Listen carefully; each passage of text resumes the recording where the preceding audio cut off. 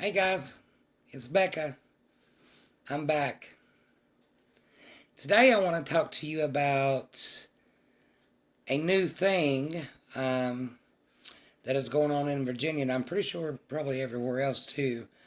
And it is called getting a real ID. It came time to renew my driver's license, and now you can either pick a standard driver's license or a real ID. So I've been driving for, I don't know, way over 20 some years, and now I need a real ID, not just a driver's license. It's not good enough. Um, for those of you that don't know, a real ID is supposed to be an extra measure for you to be able to be allowed to go into a federal building, courthouse, fly domestically, get a passport, I guess. I don't know. It's just that little bit of extra measure to take for security purposes, and I guess for them to verify you are who you say you are. So today, when I went to renew my driver's license, I did get a real ID. And there's a few people that I know of that could not get a real ID and had a lot of questions about getting a real ID. So, with me being able to go through the process myself, I can let you know exactly what it is that you're going to have to get a real ID if you haven't got one. So, how do you get a real ID? Well, there's some things that you've got to have. First and foremost, you have to have your current ID, your current driver's license. And it is good to have your current address on your driver's license. But we'll get to that in a moment. I'm going to look right here to see exactly what it is so I don't forget. You have to have your current driver's license. You have to have your birth certificate. You have to have your social security card. And you got to have two forms of proof of your address. Okay, so your current driver's license, your birth certificate, your social security card, and two forms of mail. Okay, that has been sent to your address, your current living address. And that type of mail has to be like a utility bill of some sort, like from the electric company, or something that has actually came in an envelope or on that envelope that has been stamped. Okay, mailed, has a stamp on it, been stamped with the post office. Okay, of your address.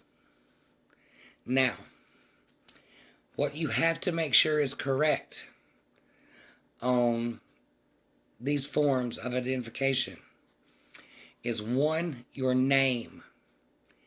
Your name must be the same on your driver's license, your social security card, and your birth certificate. They have to be the same, such as Sally M. Fields. Okay? If there's a Sally out there by that name, I'm sorry. If it is written out, say it's Sally Marie Fields, it's got to be Sally Marie Fields on those forms of identification. Okay? Now, If Sally on her birth certificate is Marie Fields, and on her Social Security card, she has been married, and it is Sally Marie, whatever, Sally Marie Jessica. That'd be a weird last name. But anyway, you get what I'm saying. If they are different, then Sally Marie Jessica, or Sally Marie Fields Jessica, is going to have her marriage license. She's going to have proof why her name on her Social Security card is different from her name on her birth certificate. So, if everything else is Sally Marie Jessica, then her birth certificate is not. She's got to prove why. So, you get my drift. The name has to be exact. Okay, so if Sally is married, then she would simply bring her marriage certificate with all these other proofs of identification.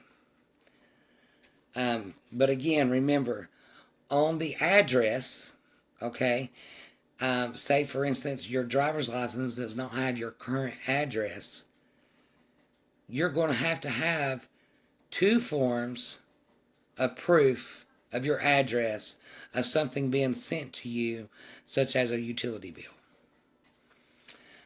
So, that's pretty much it.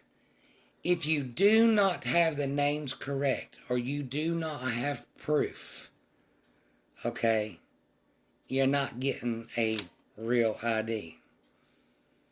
It's not going to happen.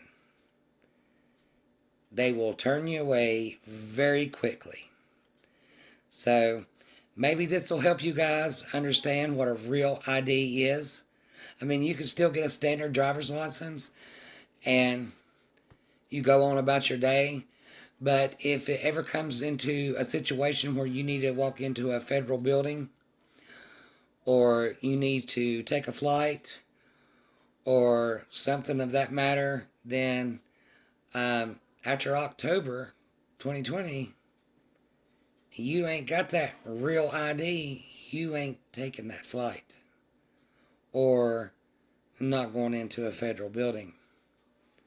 So, it's your call, it's your life, you know what you do.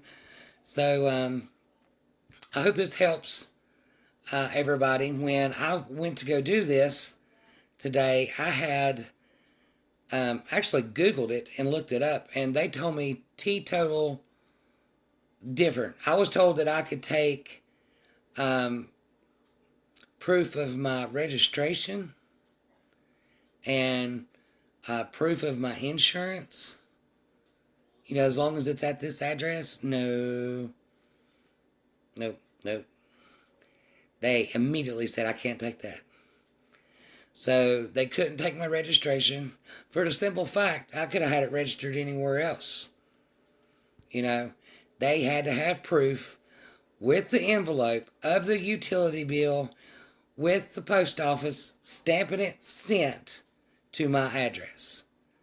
Because I did not have the same address on my driver's license as I do as where I live.